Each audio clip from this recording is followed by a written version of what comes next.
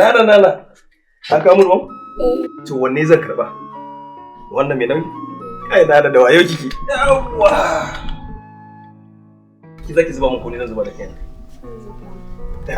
Yanzu dai rike mun sai zuba. Yawwa Nana.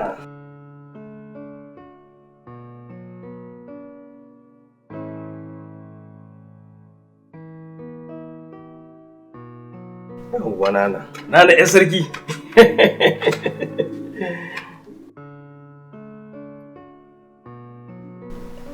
Ka bari na faɗi baba. Nana kenan. ƴan sarki jikan sarki. Haba Nana. Ya za a yi a matsayina na mahaifinki in bar ki faɗi?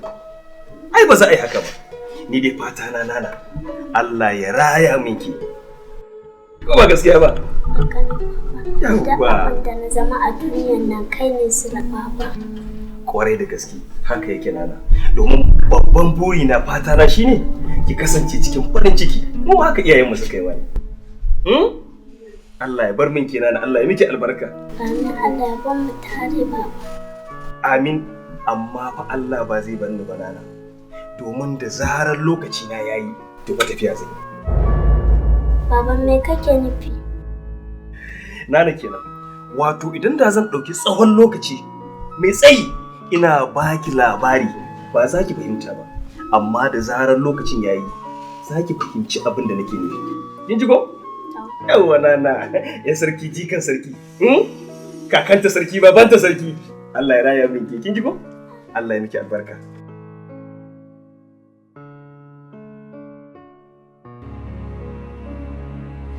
Baba, yau na tuna da yadda ka kasance kana yi min wasa. Kullum ji nake kamar wani bangare na raina ya ɓace. Allah ya ji kanka da rahama baba. Wai, yanzu nake shigowa na ga wata fashion mai ciki. Ta bani tausayi wallahi. Wallahi, laifinsu ne. Idan an ce su zo awo ba su zo ba. Abin da yasa take shan wuya kenan sai su ga kamar haihuwar abu ne mai sauki. Gaskiya ne, ya kamata a ce mazaje suna kula da matansu akan zuwa awo kan lokaci saboda gudun matsala irin wannan.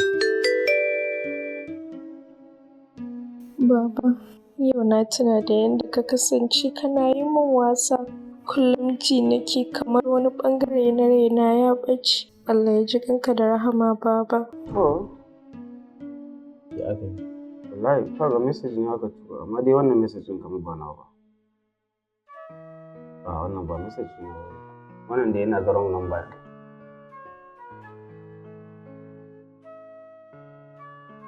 Da an yi wrong number za ga wani yare ne amma wannan gashi kamar na ga dai sakon yana nuni ga yarin su take ma mahaifinta ko to kuma ni a sai na daga baka da aure ban na yarinya. Wallahi bari mu delete shi. Kada ka goge. Wataƙila sakon yana da muhimmanci ka bar shi. Mai amfani ban san me turo ba. Ya kamata ka tashi mu tafi ko saboda kada mu yi latti. Okay. Amma ina zuwa da minti ɗaya barin ga me suke yi a wajen nan ko? Ba da mu.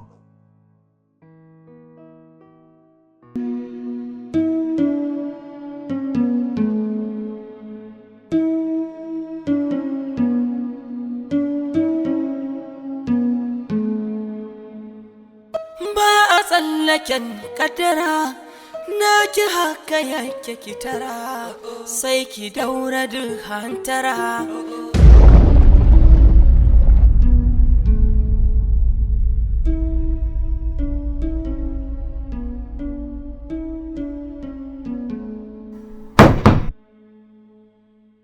Haba Nana, wai har yanzu baki daina tura wa'innan sakonnin ba? Dan Allah ki kyale ni.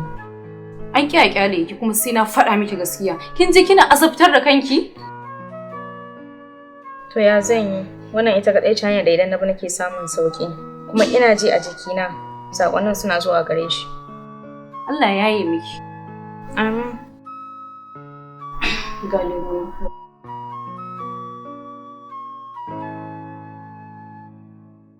Ki sha mana Nana.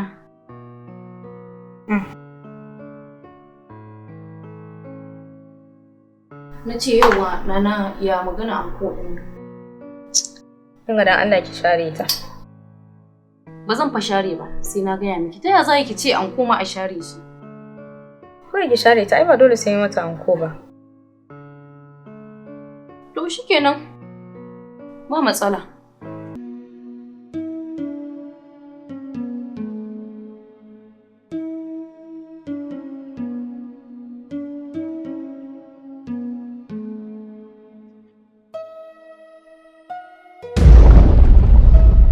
Ina kika fito yawo? Ina za ki yawo?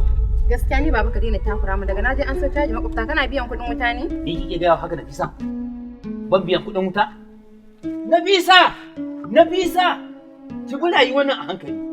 Bayar Allah, ba ki da hankali mahaifin ke na magana ki ma kina maida mishi? Ke kuma asuwa. A matsayin mai hankali. Ke ya kamata a ce ke furta wa yarinyar nan wannan kalaman ba ita ya kamata ba. Gaskiya ni faɗan nan ya mun yawa, na kusa zuwa ma tattara kayana ma in maka gidan kuma rayuwar kwayan nan da zan iya haka. Ki gode wa Allah ke kina da wanda zai min ki faɗa. Ni kuma kin ga bani da shi. Kin ji ko? Ki dai ji. Ke ya kamata ki mata wannan nasiha. A kalle ta. Ai an san kin girme ta. Yarinya Allah ya miki albarka. Allah ya miki albarka. Allah ya ji kama gabata. Ni kuma ai ka tsine. Ni ba zan tsine maki ba, Nafisa. Wallahi ba zan tsine maki ba. Amma zan taimaki addu'ar shiriya. Allah ya shirya miki. Allah ya shirya miki. Dan wai ai hannunka ba zai ribe ka yanke kayar ba. Amma duniya ce wallahi tafi bagaruwa jima. Yata, jiki. Allah ya miki albarka. Allah ya ji kan magabatan naki.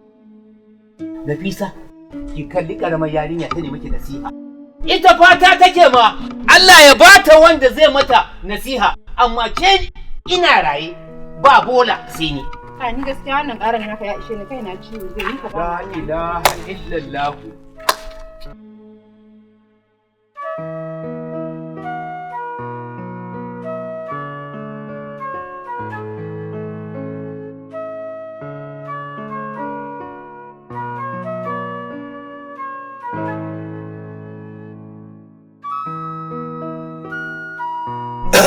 Kin san me nake so da ke? Ba ki sani ba. Ko kin sani? A'a. Yawwa. Abin da nake so ga gare ki shine ina so ki karanta min alifin ba'un har zuwa ya'un saboda in tabbatar da karfin haddaki. Saboda kullum ina tambaye ki sai ki ce mu aikin iyakin haddace. Ina sauraron ki, ina jin ki. Bismillahirrahmanirrahim. Alifun, ba'un, ta'un, ta'un, jimin, ha'un, kha'un, dalun, lalun, zayyun. Dakata. Wannan ya tabbatar min da gaske kin haddace. So abin da nake so da ke ki dage a karatun ki. Kin ji ko? Kin ga mu ma duk irin wannan halin da muke ciki? Da irin yadda kike ga muna wadansa ba? Wallahi yana ɗaya daga cikin ilimin da muka yi kuma muka zauna da al'umma lafiya. Kin ji ko? Sannan zama lafiya yana ɗaya daga cikin abin da zai sa ka a cikin aljanna. Yanzu a makaranta menene idan mutum ya yi aka ce zai kasance a wuta? Wanda ba ma iyayen shi biyayya, da wanda yake sata, da mai shan giya, da masu hali mara kyau. Alhamdulillah. Aka ce menene? Wanda baya ma iyayen shi biyayya ba zai shiga aljanna ba. Ina zai shiga? Wuta. Alhamdulillah. To abin da nake so da ke kina ji nana? Duk iyarin tsi, duk wahala, ki kasance mai yiwa iyayenki biyayya. Ki kasance mai yiwa al'umma biyayya. Kin ji ko? Duk mutumin da kika san ya haife ki ko ya girme ki, ki hatta kawayen kuma da kuke zuwa makaranta ki rika nuna kyakkyawan tarbiyya a gare su. Kin ji ko? Ban da rashin kunya. Ta haka ne ni zan yi alfahari da ke ko bayan bana rayu. Zan ji daɗi kuma zan samu mai yi min addu'a. Ko ba gaskiya ba? Haka ne baba. Yawwa, to Allah ya miki albarka, kin ji?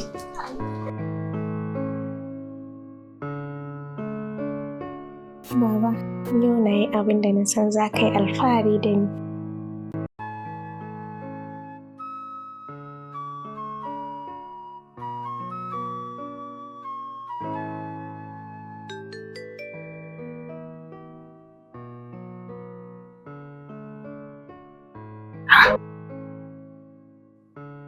Baba, yau na yi abin da na san za ka yi alfahari da ni. Bari da yin reply yau. A duk inda kike ke abin alfahari ce, kalamanki ya nuna ke ta gari ce.